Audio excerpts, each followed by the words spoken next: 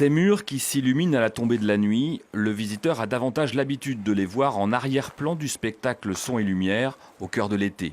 Mais cet hiver, l'abbaye de Bonrepos s'est de nouveau illuminée pour fêter Noël. En fait, il faut savoir que sur le territoire, sur le centre-Bretagne, il n'y a pas de lieu culturel qui soit véritablement ouvert avec une programmation justement pendant la saison hivernale. Et on s'est dit justement que l'univers de Bonrepos, l'environnement de Bonrepos s'y prêtait complètement justement à proposer une programmation pendant cette période. Et du coup, l'an passé, on a testé une ouverture pendant l'hiver sur 6 jours.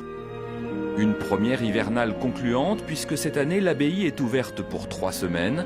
Jusqu'à dimanche, il est donc possible de la découvrir ou de la redécouvrir sous un nouveau jour.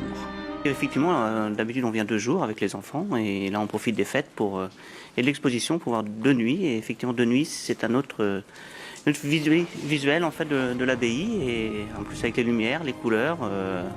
Non vraiment c'est surprenant. Avec en prime une exposition des dessins nourris de légendes et de féeries du peintre et illustrateur breton Brucero.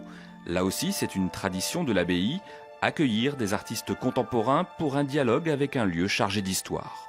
C'est important justement de montrer que voilà, l'abbaye, c'est pas non plus que des pierres, c'est aussi de travailler avec des artistes, de renommée en plus internationale. C'est aussi que Bonrepos, c'est une association où il y a énormément de bénévoles. Et l'intérêt justement de travailler avec les artistes, c'est d'associer aussi les bénévoles dans le cadre justement de ces résidences d'artistes. La prochaine résidence est prévue en février avec le plasticien Julien Salot, mais ça, c'est une autre histoire. Pour l'heure, la nuit est bien tombée sur Bonrepos, l'heure de se retirer en douceur.